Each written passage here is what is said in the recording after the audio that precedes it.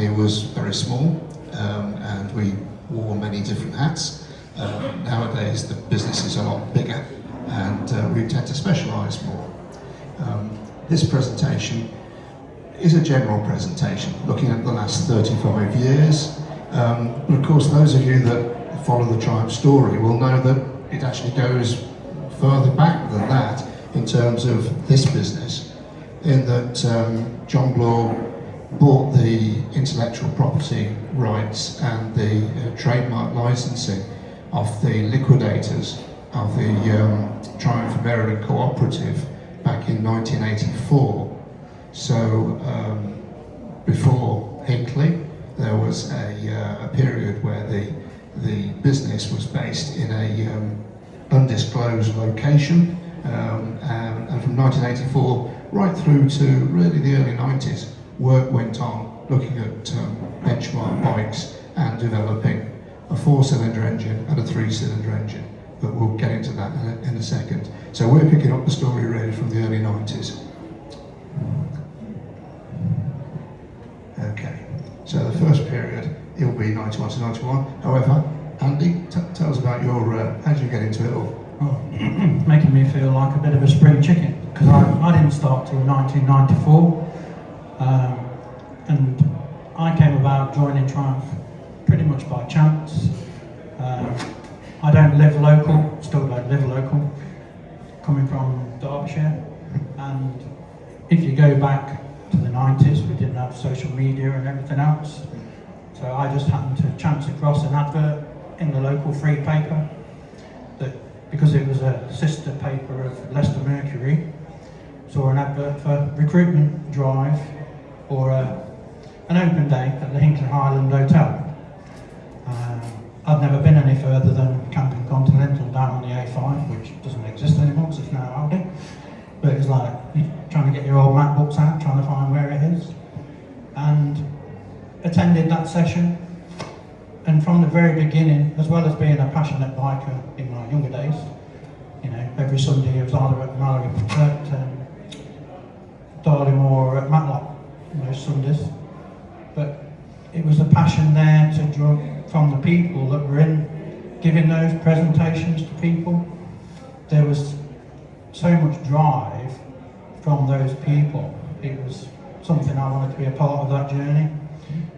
Did required aptitude tests and those psychometric tests that seemed to be the thing for that period of time. And I've been there ever since, to be honest. So it's like quite a journey that we've been on, and an enjoyable one. It's interesting that in that short few years they introduced psychometric testing. My own journey to Triumph was simply that I was self-employed, always worked in the bike industry. I've been to Cologne the year before to cover it for an American magazine. I was writing up articles for people. I was asked in January '92 to come in to do a month's work. Fine, I did. Met some fabulous people. And the accountants then, there weren't too many of them, but they all wore blue lounge suits, and one of them had a chat with me one day, and that was my interview, and it was John Bloor. I didn't even know it was John Bloor. There weren't too many pictures of him around back then, and still aren't actually. But anyway, that was my interview. That was in, say, February '92. By the time Andy joined, we got psychometric testing. If that had been around when I was, I don't think I'd have passed, I'll tell you that for a fact. Anyway, so what we're going to do is, just to try and put things in context, just flip up some stories that was going on between 91 and 2000. What happened there? That didn't work. Okay, beg pardon. Let's just try one more time. Oh, okay, that's better. So, there's just going to be a bunch of pictures to remind us of what was happening between 1991 and 2000 as we came along. We commenced on a 4-cylinder platform and a 3-cylinder platform, very much a modular concept. Do you remember those days, Andy? I remember joining in '94 when the year that the Speed Triple was the bike then. Yeah. And that's the iconic picture with the Rottweiler. Mm-hmm. It's something that sticks in your head all the time. Do you remember the race series? Yes. Never saw it. I only seen it on the videos.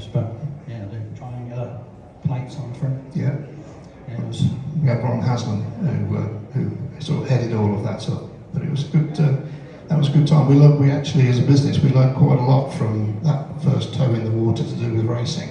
I remember oil surge being an issue in the subs. Yeah, that was the start of the design of the baffles into the sun. It's obviously heavy braking, pushes all the oil forwards, and who knows what happens to the engine when you've got the oil in the right place. Yeah. Well, I think we can guess.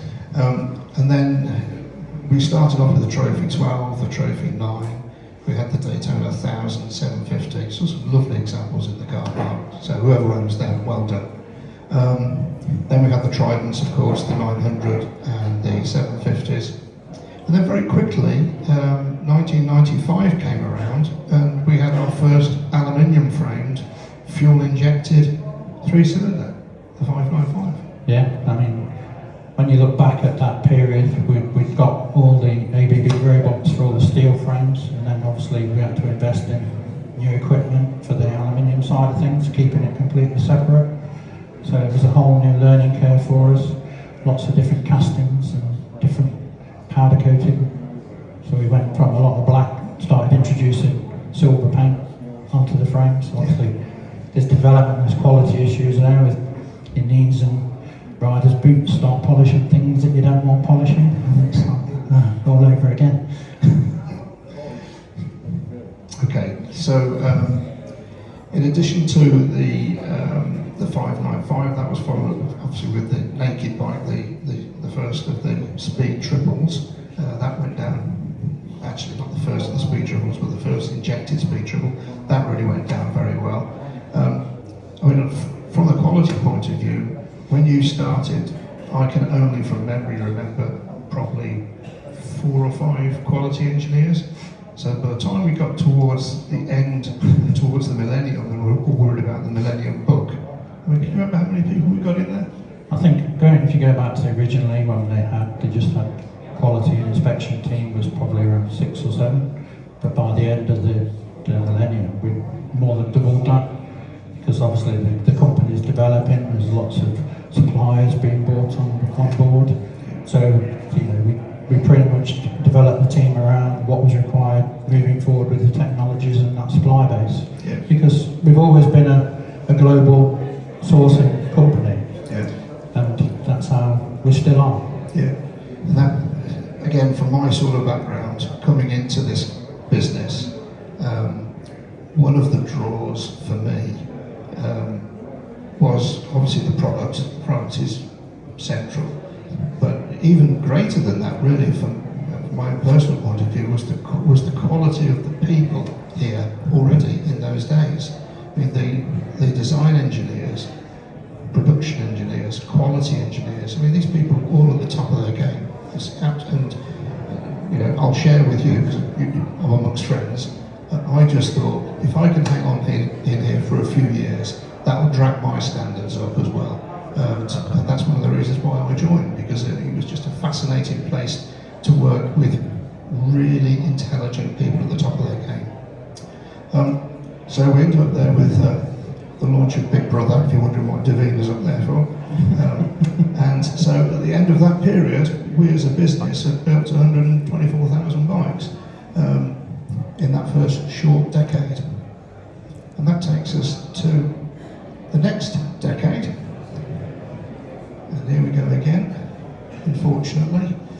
But for us, obviously, one of the main events of this decade was our factory fire in 2002, which obviously was a challenge. Back then, it was my habit to, because I live locally, I used to come in at 6 o'clock in the morning on a Saturday to do a few hours till about 9, something like that. Unpaid overtime, I'll have you know, as well, just to get a few jobs done. And that particular morning I turned up and there's fire engines everywhere and smoke, and it's all gone horribly wrong. I left my details with the gatehouse, and on the Sunday morning I get a call, and a group of us, it was only about 12 of us I suppose, we met over in a building about a mile away, which is where TriGB are now placed, and the boss John Law was in there, and it was a bit of a crisis situation, obviously. I didn't know at the time the scale of the damage, which was very large. But I always remember that meeting because John, JSB, the first thing he said to us, he said, well, first of all, make sure all the staff know they're being paid. No one's losing their jobs over this. Next thing he said was tell all the suppliers that all the orders that we've got with them we'll pay for, and they'll go into warehouses until we need them. And then after that, it was a case of, okay, we can't build bikes at the moment, but we've got bikes around the world, so maybe what we can do is start moving bikes from one market to another to try and keep the markets fed. And some of those bikes had to be converted from one spec to another spec, you know, so it was logistically, it was I say, challenging. But that was a very, as I say, it was an interesting time, but it showed, for me, it showed the backbone of the business, and that starts from the top and it runs through the whole business. What do you remember of the fire? Well, as I said, I'm not local. Now, in Derbyshire, we pick up a completely different TV signal. Of course, this is in Leicestershire, so we pick up the wrong signal. So I knew nothing about it till I got a phone call. And like I say, it was, don't come into work tomorrow, but come in on Tuesday. Yeah. So I think we only had a couple of days off in our quality department. They had a plan, and we just got sent here, there, and everywhere around the world. So yeah, that was a challenge at that time. But again, it goes back to the collaboration of everybody. It was just one big team effort, you know. Luckily, we'd got this factory at the time, because I think it would have been a bit more challenging if we didn't have it. So this, you know, there was obviously a plan to upgrade Factory 1 as it was down the road, for those who didn't know. And this was the Expanse at the time, and it just, I think that plan then changed to be bought into being the production facility it became. Yeah. But yeah, it was unbelievable, really, of how quickly they changed everything, and within 6 months, this place then became the production. We did have to rebuild F1, and there was a bit of work that went on down there for a temporary period, but yeah, it was an interesting time. It was, as I say, challenging times, but we came out of it, I think, stronger than we went into it. 2008, I think, was it the first frames we manufactured in our facility in Thailand? Is that right? 2008? Well, we've just done their 25th anniversary, so 26, it would have been 2006. Oh, okay. Sometime, yeah. Okay. So from a manufacturing point of view, we started expanding. So as well as building bikes here, we started building components out in Thailand as well. Has progressed over the years. This period of time as well, for me, the rocket came along. Yes. I mean, yeah, there's a story, isn't it? Who would have saw that one coming? Yeah. 2000, what was it? 2300 cc. Was that? World's largest production motorcycle engine. Yeah, we're now to 2.5, aren't we? Yes. So that was a heck of a milestone for us, and you could imagine the conversations within the business about the common sense of going ahead with that as a project. I myself avoided riding the bike for almost 6 months because in my role I'm expected to ride and understand the bikes, but that rocket was so far away from something I was comfortable with that I just put it off. But come the day that I did ride it, and I lived in Wiltshire at the time, so I was riding up and down the Foss Way. I got the bike at the back of design, brand new, got my gear on, looked at it, thought, gee, that's going to weigh a bit. The first thing I nearly did was drop it, because I picked it up off the side stand, and there was no weight to it, because the crank and everything is below the wheel spindle, so all the weight's so low down, you don't really feel the weight. So the first thing I did was pick it up and nearly went over with it. So my heart started going like this.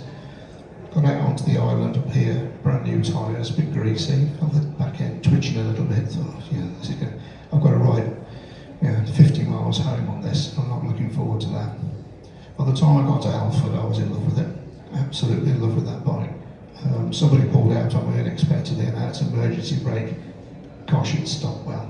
And by the time I got home, I was in Wiltshire, as I say, I was starting to scrape a few bits on the side and the foot pegs. There were 4 foot pegs at the time, I remember as well, which is quite unusual for me. But what a phenomenal bike, and I'm so pleased to see that over the years it's evolved even more, and the current one just looks absolutely stunning. So that's my little story about the Rocket. What else did we do? You've got to go. The other iconic model was the 675 that we obviously had a few issues with the TT600 and the 650, but then went back to the triple design with the 675, and we never expected it to be as good as it was. But fair play to the design team that did all the work, and everybody else, the manufacturing quality, it was awesome. And obviously, quite surprised there's not many more of them out in the car park, but maybe most of them have been trapped and crashed, maybe, I don't know. Okay. But they're good bikes. Yes, they certainly are. So we've got the heavyweight Rocket 3, we've got the lightweight 675 during this period. So how many bikes did we build? Let's have a quick look. So during that period, that 10-year period, we built 355,000. So we're up to a cumulative build from day one to just under 500,000. Yeah, you've got Bonneville in there as well. Yeah, yes indeed. So this next period then, next 10-year period is 2011-2020. We cheated a little bit because of course the first model that in this period actually was 2020, and that is the Bonneville. No, 2000, wasn't it? 2000 was the Bonneville. Yeah. It was the iteration of the Bonneville with the water cooled. So this is the water cooled version. Yeah. So the original Bonneville, the twin, that was big. That was a big boost to follow to fill. That was in the previous decade, and in that previous decade, we'd also taken the decision to move from 4-cylinder and 3-cylinder engines to then focus on 3-cylinder and twins. So we dropped the 4-cylinder engines. So what was going on in this period of time? So we had a royal wedding and all sorts going on, didn't we? We did. So what quality challenges did we have then on the Bonneville water cooled? I was trying to think now. There's a few issues going on at the time, but we moved it to more manufacturing ourselves. Obviously it expanded in Thailand, but obviously across the business the quality levels never dropped. They actually continued to improve, and the mainstay of the business has always been everybody's responsible for quality. It's not just a quality team. Every operator, the end-of-line guys, the paint shop guys, anybody manufacturing the design lads, it's all designed into the product, and it's our responsibility to make sure that that product is upheld and meets the spec. And across those period of times, those developments just continue to go from strength to strength through the different models that came about as we launched them. Yeah. We've I'm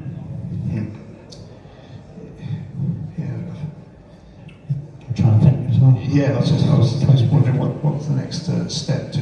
I know you took out some weight from the Rocket about this time, didn't you? Oh yeah. Yeah. Mm-hmm. Yeah, I mean, the second generation Rocket, which was another big step, going from the 2300 to the 2500 cc. Again, don't know how they got that through Mr. Bloor, but they did. And obviously, through that design, it was like a complete carvel. Brand new frame, brand new engine, pretty much mostly aluminium, single-sided swing arm, and it's a testament to its time how many are in the car park, to be honest, because I mean it was somewhere between 40 and 50 kilograms they took out of that design, and it was just the next step in evolution of that model, but it was so much of a step as well across the different aspects of frame design, engine design. I mean, because it's that straight in line as well, you twist the throttle and you get a little bit of it. If you've not got both feet on the floor, you've got to watch you don't move with it. So it's a different challenge for sure. Okay. So this period of time, we actually built our 1 millionth bike as well in this period of time. Right at the end, yes. Yeah, that was a pretty big milestone. milestone for us. And the other thing, because my background is more on the, well, as a younger man, more on the racing side, 2019 saw us replace Honda on the Motor 2 exclusive engine supplier. So since then, we have been supplying the 675 motor into all of those Moto 2 bikes that you see at the race meetings. Of course, we've got the British GP coming up very shortly. That in itself was a big decision for us because we've gone from, in the 1990s, the toe in the water, the Speed Triple Challenge, which was lightly modified road bikes, to going to the world stage. And you can imagine the reputational damage that could be done if, by replacing, the previous engine supplier with ours, and then ours started breaking down, how much damage that could cause to our brand. But of course it didn't happen at all. And we as a business, I think, have learned a heck of a lot on those 765 engines. Yeah, that's right. I see a few people nodding when you said 675. So. Yeah, 765, something, yeah. But yeah, it was a big step. Nobody knew the risks or the damage it could, but obviously from what we're now in our 8th season, I think, supplying these engines. So I mean, testament to that design. It's pretty standard engine that goes out to the teams. For those that don't know how that works, basically the engine supplier are supplied kits of engine parts. They're all 100% measured to try and make sure that everything is as close as we can get. They build the engines and they dyno test them. And each engine, they've all got to be within 3% of power of each other. And then they just go into a lottery. So it's purely by lottery how those teams get those engines. So they make it as fair as they can. And that's how it continues to work at the minute.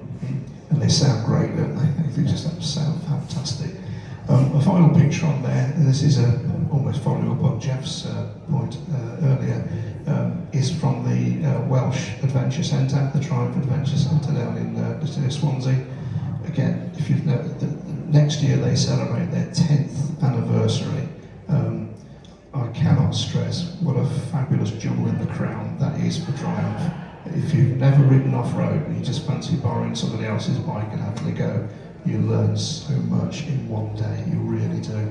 So we've got the Tiger 9s down there, we've got Scramblers, we've even got the electric TXBs, which we'll come on to in the next 10-year period. So that's where we are then now. We're at 2020. How many bikes did we make? We made just over 500,000 in that 10-year period, and now we're over the 1 million mark. So that takes us now to the final furlong. Here we go, Andy. So memories for me are Triumph getting into motocross, 250, 450. What a big step that's been. Enduros as well. Triumph getting into electric bikes, which we acquired a company called Osset, and now we've changed the designs to a Triumph TXP, from little kiddies bikes right up to adult bikes. If you've never ridden one of those, believe me, they're not toys. These things really do work. Those are the two big standouts for me in this last period. Yeah, and just continuing from the image of the coronavirus that obviously continued into this period as well. Throughout all of that, we were allowed to continue working, although we were siloed. So many of us were still allowed in the office and continued working. So those new products were still allowed to bring to market. It didn't affect anything quality-wise or inspection-wise. You just got to think back and say, what would we have done if everybody couldn't work? And it's testament again to people pushing forwards, driving everything through to the end, really. The models continue to come out, like I say, the motocross, and new iterations and development, next stages, which we continue to do now. And the thing that stayed with me really from the early 90s, as I started by saying really is the quality of the people that work at Triumph. You've got some first-class people there. And the other thing that I learned during this period is that something called vertical integration, which one of those phrases that you hear occasionally, but basically it's a business strategy, it's a business decision where you take raw material and then you take that raw material, you make it into something, so you add value to it, and then you fit that to a final product or as a spare part. I think I'm right in saying, I am quoting somebody else here who's more knowledgeable than me, but I trust that person's judgment implicitly, is that Triumph is probably the leading brand for vertical integration. So we still make most of the products ourselves, from raw material right through to finished product. So crankcases, cranks, fuel tanks, exhaust systems, mudguards, I could go on. But for me, from my background, to learn about all of that as you move on is a fabulous experience. And now for the future, we're looking at all sorts of things, aren't we? We look at the environmental side. Yeah, and that's it really. You know, we've got to become a more paperless society, and those are the next challenges. Moving from, when you think it's a family-run business, you wouldn't think so, but it still is. It's John's through and through. So you're trying to change culture slightly by adopting new technologies. Environmental side of things have to come into play, and we're gradually taking those small steps. Yes, the number of chemicals around the world that are being either prohibited or outright banned is increasing. So things like lead is obvious, and mercury, those sorts of chemicals. We're having to move away from those. PFAS is one of the next things that are coming on our course. We're moving out of all of that. So the environmental side is now beginning to kick in on our side. For the future, obviously, you know, we can't disclose our future plans, but it's fairly, you can see that we produced a TE1 electric motorcycle, a full motorcycle as a learning project. I think that's still upstairs for you to have a look at. Fabulous looking thing, water-cooled battery, which I think we might hold the patent for, not 100% certain on that. And of course, by acquiring a small range of what were offset electric bikes, which are now moved from lead acid to lithium batteries, and we've designed the rest of the chassis as well. You can see that that's something that for the future we'll be focusing on as well. So where do we leave things as now? So there we are. So in that last period, again, we built just over 500,000. So in total, 1.6 million, which I think is a heck of an achievement from the early 90s. Indeed. And again, it's a testament to time that some of the original bikes are still in the car park. And looking good. Yes. Yes, okay.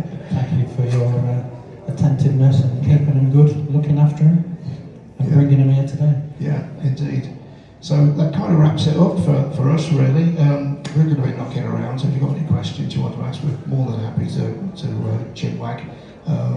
And from us, enjoy the day and have an enjoyable and safe ride home. Okay. Thank you very much.